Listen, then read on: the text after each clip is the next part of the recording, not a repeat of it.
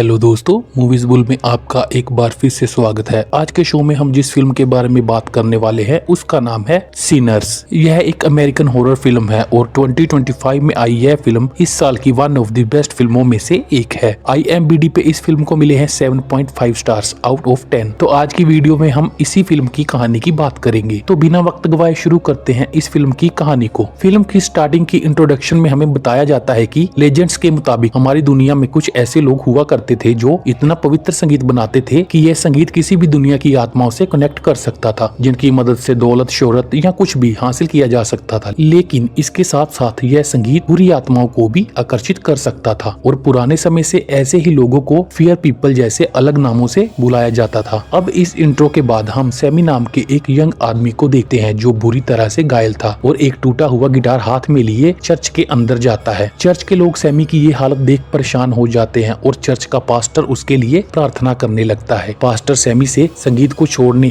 और एविल से दूर जाने को कहता है। सैमी को यहाँ बहुत अजीब अजीब नाइटमेयर्स आ रहे थे जो इशारा कर रहे थे कि पिछली रात कुछ तो खतरनाक हुआ था। यहीं पे ये सीन कट हो जाता है और हमें एक दिन पहले का दृश्य दिखाया जाता है। तो एक दिन पहले हम सैमी को देखते हैं जो अपना काम खत्म करके अपना गिटार चर्च में से उठाता है। इनकी कम्युनिटी चर्च के पास्टर, जिनको हमने पिछले सीन में देखा था, वो सैमी के पिता भी हैं। वो सैमी की इस संगीत वाली हॉबी को पसंद नहीं करते थे। इनफैक्ट वो संगीत को शैतानी ताकत का प्रतीक मानते थे। लेकिन सैमी को संगीत से बहुत प्यार था और वह म्यूजिक फील्ड के ब्लूज म्यूजिक जोनरा में काफी टैलेंटेड भी था। अब जिन्हें ब्लूज म्यूजिक के बारे में नहीं पता, उन्हें मैं बता दूं कि ब्लूज एक सोलफुल और इमोशनल म्यूजिक जोन है जो 19th सेंचुरी में अफ्रीकन अमेरिकन कम्युनिटीज ने डेवलप किया था, जो दर्द, स्ट्रगल और रियल लाइफ के इमोशंस को रिफ्लेक्ट करता है। अब यहाँ से सीन शिफ्ट होता है और फिल्म स्मोक एंड स्टैक नाम के ट्विन ब्रदर्स पे फोकस करती है। यह दोनों बाई वर्ल्ड वॉर 1 के अनुभवी सिपाही हैं और हाल ही में अपने गांव मिसिसिपी वापस आए हैं। इससे पहले ये लोग शिकागो में रहते थे, जहां यह किसी गैंग वगैरह का हिस्सा थे और वहीं से इन्होंने खूब पैसा भी कमाया था और इन्हीं पैसों से ये दोनों भाई अपने गांव में एक क्लब खोलना चाहते थे। यह club mostly African American community के लिए होगा ताकि वो पूरे दिन के काम के बाद अच्छा टाइम गुजार सके। तो स्मोक और स्टैक यह दोनों क्लब खोलने के लिए होगवुड नाम के एक व्हाइट आदमी से जमीन खरीदते हैं जो एक रेसिस्ट था और वो बार बार इन दोनों भाइयों को देख के थूक रहा था और इनके पास इतना पैसा देखकर वो हैरान भी था। तो अब जमीन खरीदने के बाद दोनों भाई काम करने के लिए टैलेंटेड लोगों को ढूंढने निकलते हैं। बार में म्यूजिक भी होगा तो इसके लिए सबसे पहले यह लोग सैमी को रिक्रूट करते हैं और इसके साथ ही सैमी इनका कजन भी है। इसके बाद स्टैक और सैमी स्मोक से अलग अकेले जाते हैं और ये दोनों मिलके डेल्टा स्लिम नाम के एक इंसान को हायर करते हैं जो कि पियानो प्ले में एक्सपर्ट था। सैमी यहाँ पर्लिन नाम की एक सिंगर से भी मिलता है। असल में पर्लिन और सैमी एक दूसरे को पसंद कर रहे थे। स्टैक भी अपनी एक्स गर्लफ्रेंड मैरी से मिलता है जो स्टैक से नाराज थी क्योंकि वह इतने दिनों से स्टैक का इंतजार कर रही थी, लेकिन स्टैक ने जाने के बाद उससे कभी कांटेक्ट ही नहीं किया था। अब एक दिन पहले ही मैरी की माँ का देहांत हुआ था और मैरी की माँ ने ही बचपन में स्टैक और स्मोक को कुछ दिनों के लिए पाला भी था। वैसे मैरी काइंड ऑफ वाइट है क्योंकि उसके पेरेंट्स हाफ ब्लैक थे और अब वह काइंड ऑफ वाइट लोगों की कम्युनिटी का हिस्सा बन चुकी है। तो स्टैक सैमी और डेल्टा स्लिम को लेके एक कॉटन फील्ड में जाता है जहां वो अपने और स्मोक के पुराने दोस्त कॉर्न ब्रेड को अपने क्लब का डोरमैन मतलब सिक्योरिटी बनाने के लिए रिक्रूट करता है। वहीं दूसरी तरफ स्मोक टाउन में जाके local Chinese shopkeeper grace and बो को भी हायर करता है ताकि यह दोनों क्लब में केटरिंग का काम संभालें। इसके बाद स्मोक अपनी वाइफ एनी से मिलने जाता है और हम समझ पाते हैं कि स्मोक और एनी भले ही अब भी शादीशुदा है लेकिन एक दूसरे से काफी दूर हो चुके हैं। हमेशा से इनके बीच में कल्ट रिचुअल्स को लेकर झगड़ा हुआ करता था और अब भी इनके बीच में झगड़ा ही हो रहा था। एनी ना सिर्फ कल्ट रिचुअल्स में मानती थी बल्कि वो इसे प्रैक्टिस भी किया करती थी। वही स्मोक कहता है कि वार के दौरान वह पूरी दुनिया घूम चुका है पर उसे आज तक एक भी गोस्ट नहीं दिखा। इस पे एनी कहती है कि वो कुछ ऐसे रिचुअल्स कर रही है जिससे यह ट्विंस हमेशा सेफ रह सके, लेकिन स्मोक गुस्से में उसे याद दिलाता है कि अगर उसके रिचुअल्स इतने ही अच्छे और सच्चे हैं तो फिर हमारी छोटी बेटी क्यों नहीं बच पाई थी। तो इनकी बातों से हमें पता चलता है कि इनकी एक बेटी भी हुआ करती थी जो जन्म के कुछ ही समय बाद खत्म हो गई थी। लेकिन हम यह भी देखते हैं कि स्मोक एनी का दिया हुआ ताबीज अभी भी पहनता था। इनफैक्ट बहस करने के बाद दोनों यहाँ इंटीमेट भी होते हैं। अब यहाँ से कहानी एक रेमिक नाम के इंसान पे फोकस करती है जो घायल हालत में बर्ट और जवान नाम के कपल के घर में शरण लेता है। कुछ ही देर बाद रेमिक को ढूंढते हुए कुछ वैम्पायर हंटर यहाँ आ जाते हैं। जवान इनसे झूठ कह देती है कि इनके घर में कोई नहीं आया। अब जैसे ही सूरज ढलता है यह वैम्पायर हंटर्स तो यहाँ से चले जाते हैं, लेकिन रेमिक जो कि एक आयरिश इमिग्रेंट वैम्पायर था उसने बर्ट का खून पी के उसे भी वैम्पायर बना दिया था था। यह देखकर जोआन चिल्लाती है और सीन कट हो जाता है, जिसका मतलब है जोआन को भी उसने वैम्पायर बना दिया होगा। अब कहानी वापस स्टैक और स्मोक पर आती है और आज फाइनली इनके क्लब की ओपनिंग नाइट थी। अब भले ही स्टैक और स्मोक ट्विंस हैं, लेकिन इनकी पर्सनैलिटी बिल्कुल अलग थी। जैसे स्मोक बहुत ही ज्यादा सीरियस और बिजनेस माइंडेड था, वहीं स्टैक थोड़ा दिल से चलने वाला और मजेदार इंसान था। क्लब में भी स्मोक बहुत स्ट्रिक्ट था कि एंट्री की जो फीस है वो सबको देनी पड़ेगी और इसे कम भी नहीं कर सकते। लेकिन स्टक और एनी स्मोक को समझाते हैं कि इनकी कम्युनिटी के लोग दिन भर काम करके यहाँ एंजॉय करने आ रहे हैं, तो अगर उनके पास थोड़े कम पैसे भी हैं तो फिर भी उन्हें एंट्री दे देनी चाहिए। यहाँ क्लब में स्टैक और स्मोक के अलावा सैमी और डेल्टा स्लिम थे जो कि परफॉर्म कर रहे थे। फिर एनी, मैरी और परलीन भी आई हुई थी। वहीं ग्रेस और बो भी फूड और ड्रिंक्स मैनेज कर रहे थे और सिक्योरिटी पे कॉर्न ब्रेड था। यह लोग तो यहाँ काम कर रहे थे, लेकिन इनके अलावा बहुत सारे कस्टमर भी यहाँ आए हुए थे जो कि नाच रहे थे, गा रहे थे, खा पी रहे थे और एंजॉय कर रहे थे। इन शॉर्ट क्लब की ओपनिंग बहुत अच्छी चल रही थी। तभी कुछ देर बाद सैमी यहाँ ब्लूज म्यूजिक परफॉर्म करना शुरू करता है और उसकी सिंगिंग इतनी अच्छी थी कि हम यहाँ पास्ट और प्रेजेंट की स्पिरिट्स को भी देख पाते हैं, जैसे हमें मूवी की इंट्रो में बताया गया था। अब यह परफॉर्मेंस इतनी बढ़िया थी कि रेमिक भी इससे अट्रैक्ट हो जाता है और अब रेमिक बर्ट और जोआन के साथ क्लब के बाहर पहुंच जाता है। यहाँ हम समझ सकते हैं कि बर्ट और जोआन भी अब वैम्पायर बन चुके हैं। तीनों अंदर जाने के लिए इजाजत मांगते हैं। रेमिक कहता है कि वो सैमी के म्यूजिक से अट्रैक्ट हुआ है और वो बर्ट और जोआन के साथ अंदर जाकर पैसे खर्च करेगा और इंजॉय भी करेगा, लेकिन स्मोक और स्टैक उसे अंदर आने की अनुमति नहीं देते क्योंकि वो सब वाइट थे और वह थोड़ा अजीब बिहेव भी कर रहे थे। ऐसे में रेमिक यहाँ से चला तो जाता है, लेकिन वह थोड़ी दूर जाके बर्ट और जोआन के साथ गाना गाने लगता है। अब इधर क्लब के अंदर मैरी और स्टैक में थोड़ी बहस हो जाती है और इन सब के बाद जब मैरी अकेली क्लब से बाहर जाती है तो उसे वहाँ रेमिक, बर्ट और जोआन दिखते हैं। यह लोग मैरी को गोल्ड कॉइन्स दिखाते हैं और कहते हैं कि क्लब में एंट्री पाने के लिए वो लोग यह गोल्ड कॉइन्स भी दे सकते हैं। लेकिन बातों बातों में रेमिक की लार टपकने लगती है क्योंकि वो मैरी का खून पीना चाहता था। मैरी को डाउट होता है कि कुछ तो गड़बड़ है, लेकिन उसके भागने से पहले ही रेमिक मैरी पर हमला कर देता है और अब मैरी भी वैम्पायर बन जाती है। और अगले सीन में वह कॉर्न ब्रेड से परमिशन लेकर बार के अंदर आती है। अंदर आकर वो स्टैक को सेड्यूस करती है। अब जैसे ही स्टैक और मैरी इंटीमेट हो रहे होते हैं तभी मैरी उसे काट लेती है, जिससे स्टैक वहीं खत्म हो जाता है। तभी स्मोक यहाँ आता है और वो यह सब देख मैरी को कई सारी गोलियां मारता है, लेकिन मैरी हंसते हुए यहाँ से भाग जाती है और उस पे गोलियों का तो कोई असर ही नहीं हुआ। स्टैक बुरी तरह से घायल हो चुका था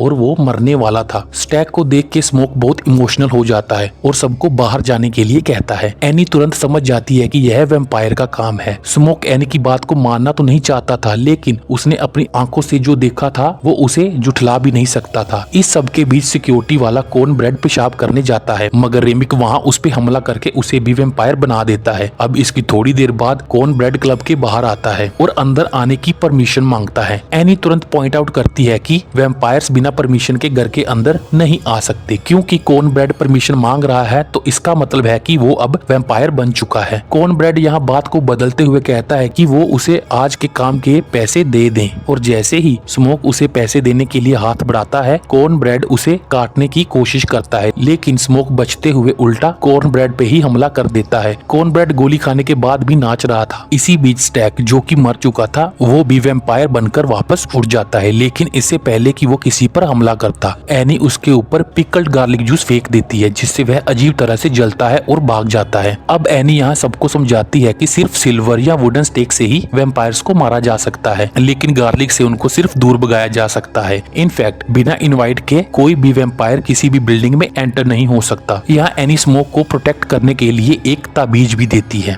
और वह क्लब के अंदर मौजूद लोगों को गार्लिक वाला पिकअप खाने के लिए कहती है, ताकि पता चल सके कि जो लोग अंदर हैं उनमें कोई भी वैम्पायर नहीं है। अब उस रात क्लब में बहुत सारे लोग आए थे जिनको बाहर भेज दिया गया था। उन सब पर वैम्पायर का हमला हो चुका था और वह सभी अब रेमी के साथ नाच और गा रहे थे। यहाँ तक कि ग्रेस का हस्बैंड बो भी जब बाहर गाड़ी लेने गया था तो उस पर भी वैम्पायर्स ने हमला करके उसे भी वैम्पायर बना दिया था। इसलिए अब बस कुछ ही लोग जैसे Smoke, Annie, Sammy, Delta Slim, Pearline और ग्रेस ही बचे थे जो कि नॉर्मल इंसान थे। ये सब लोग क्लब के अंदर थे, जबकि क्लब के बाहर सभी वैम्पायर्स इनका इंतजार कर रहे थे। स्मोक और इन सब का प्लान था कि यह लोग रात यहीं गुजारेंगे, क्योंकि सुबह होने से पहले सभी वैम्पायर्स भाग जाएंगे, क्योंकि वैम्पायर सनलाइट में चलने लगते हैं। तभी रेमिक इनसे बात करने आता है और वो इन्हें मनाने लगता है कि इन लोगों को भी वैम्पायर्स बन जाना चाहिए। रेमिक कहता है कि वैम्पायरिज्म में किसी तरह का कोई भेदभाव बदलाव नहीं है। इसमें इन्हें इमोर्टैलिटी मिलेगी, फ्रीडम मिलेगी और इनके बीच किसी तरह का रेसिज्म भी नहीं होगा। रेमिक उन्हें रिवील करता है कि जोआन और बर्ट एक्चुअली में हॉगवुड के लोकल ग्रुप के लोग थे। हॉगवुड वही पर्सन है जिससे स्टैक और स्मोक ने क्लब के लिए जमीन खरीदी थी। हॉगवुड का प्लान था कि वह सुबह स्मोक और स्टैक को खत्म करके इनसे सारे पैसे छीन लेगा, इसलिए आज नहीं तो कल वो खत्म कर दिए जाएंगे क्योंकि वो ब्लैक हैं। इसलिए चाहे कितना भी पैसा कमा ले ये समाज उन्हें इज्जत नहीं देगा, इसलिए उन्हें वैम्पायर बन जाना चाहिए। वैसे स्टैक तो ऑलरेडी वैम्पायर बन ही चुका था और वो मैरी जो कि खुद वैम्पायर बन चुकी है उसके साथ बहुत खुश है। लेकिन रेमिक स्मोक और जो भी उसके साथ लोग बचे हैं उनको भी वैम्पायर बनाना चाहता था। स्मोक और बाकी लोग इसे एक्सेप्ट नहीं करते। फिर रेमिक कहता है कि उसे बस सैमी चाहिए, जिसके बाद वो इन्हें छोड़ के चला जाएगा क्योंकि सैमी के सॉन्ग्स में वो जादू था जो आत्माओं तक को हिला सकता था। इसी से रेमिक भी बहुत प्रभावित हुआ था। लेकिन यह लोग सैमी को हैंड ओवर नहीं करते। यहाँ ग्रेस बो की मौत के कारण बहुत ज्यादा विचलित हो रही थी और ऊपर से रेमिक कहता है कि वो ग्रेस की बेटी पे भी हमला करेगा जो इस वक्त ग्रेस के घर पे है। यह सुनते ही ग्रेस अपने आपे से बाहर हो जाती है और वह वैम्पायर्स को चैलेंज कर देती है। अब चैलेंज मिलते ही वैम्पायर्स घर के अंदर आ सकते हैं क्योंकि यह एक तरह का इनविटेशन होता है और इसके साथ ही यहाँ एक तरह का युद्ध शुरू हो जाता है और इस युद्ध में एनी, ग्रेस और डेल्टा स्लिम तीनों मारे जाते हैं। असल में डेल्टा स्लिम सैमी, स्मोक और परलीन को बचाने के लिए खुद को सैक्रिफाइस कर देता है। यह बहुत दुखद था क्योंकि स्टेक ने एनी को काट लिया था जिससे वह भी वैम्पायर बन जाती है और ऐसे में स्मोक को अपने हाथों से एनी के अंदर वुडन स्टेक घोंपना पड़ता है जो कि बहुत ज्यादा इमोशनल था। इसके बाद सैमी और परलीन वहाँ से भागने की कोशिश करते हैं लेकिन रेमिक और स्टैक उन्हें बीच रास्ते में ही घेर लेते हैं। स्मोक भी वहाँ आता है और फिर स्मोक और स्टैक के बीच में एक ब्रूटल फाइट होती है। वहीं सैमी और परलीन रेमिक का सामना करते हैं। इस लड़ाई में परलीन को वैम्पायर काट लेता है और मरने से पहले वो सैमी से कहती है कि वो अपनी जान बचा के भाग जाए। सैमी भी कार से भागने की कोशिश करता है लेकिन रेमिक उसका रास्ता रोक लेता है। यहाँ सारे वैम्पायर्स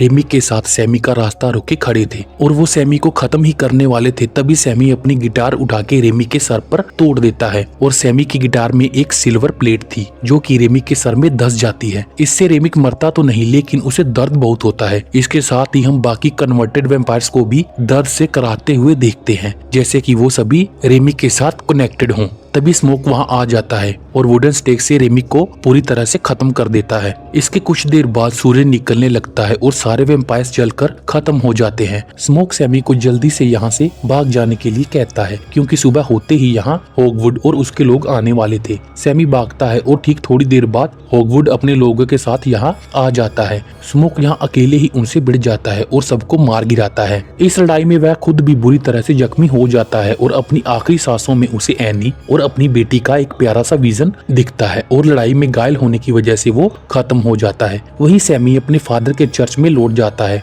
और दोस्तों यह मूवी की स्टार्टिंग का सीन है। सैमी के पिता जो कि पास्टर हैं वो उसे म्यूजिक छोड़कर साल्वेशन चूज करने को बोलते हैं लेकिन सैमी मना कर देता है और अपनी टूटी हुई गिटार उठाकर चर्च से बाहर निकल जाता है और यहीं पे ये फिल्म खत्म हो जाती है। अब 60 साल बाद का सीन आता है जहाँ हम 1992 में शिकागो में ओल्ड सैमी को देखते हैं जो अब एक फेमस ब्लूज म्यूजिशियन बन चुका है। अब उससे मिलने यहाँ स्टैक और मैरी आते हैं। स्टैक रिवील करता है कि उस रात क्लब में स्मोक ने उसकी जान बख्श दी थी लेकिन स्मोक ने एक शर्त रखी थी और शर्त यह थी कि स्टैक सैमी को हमेशा एक पीसफुल जिंदगी जीने देगा। इसलिए स्टैक ने अपना वादा निभाते हुए सैमी को कभी हार्म नहीं किया था। अब स्टैक और मैरी यहाँ सैमी को इमोर्टलिटी मतलब वैम्पायर बनने का ऑफर देते हैं क्योंकि सैमी बूढ़ा हो गया था और अब ज्यादा दिन जिंदा नहीं रहने वाला था। लेकिन सैमी उन्हें मना कर देता है। जाने से पहले स्टैक उनसे बोलता है कि एक गाना सुनाओ और सैमी अपनी गिटार उठा के बजाना शुरू कर देता है। जब स्टैक और मैरी वापस जाने लगते हैं तब सैमी उन्हें बताता है कि आज भी उस रात के नाइटमेयर्स उसका पीछा नहीं छोड़ते लेकिन उसे यह भी याद है कि उस रात के एक दिन पहले का दिन उसकी जिंदगी का सबसे बेस्ट दिन था। स्टैक भी एग्री करता है और बोलता है कि उसका भी वह बेस्ट दिन था क्योंकि वही लास्ट दिन था जब उसने अपने भाई को आखिरी बार देखा था और सनलाइट को फील किया था और वो लास्ट दिन था जब उसके पास रियल फ्रीडम थी। इसके बाद वो दोनों वहाँ से चले जाते हैं और इसके बाद के सीन में हमें फिर से वही पुराने वाले मतलब यंग स्टेक, स्मोक और सैमी को दिखाया जाता है जिसमें सैमी गिटार बजा रहा होता है और यह दिन उसी खूनी रात के एक दिन पहले का था जिस रात क्लब की ओपनिंग हुई थी। और यहीं पे यह मूवी खत्म हो जाती है और इसी के साथ ही हमारी वीडियो भी यहीं पर खत्म हो जाती है। आई होप आपको यह हमारी वीडियो पसंद आई होगी और ऐसी ही और वीडियोस के लिए हमारे चैनल्स को अभी सब्सक्राइब करें और मिलते हैं आपसे नेक्स्ट वीडियो में। Thank you.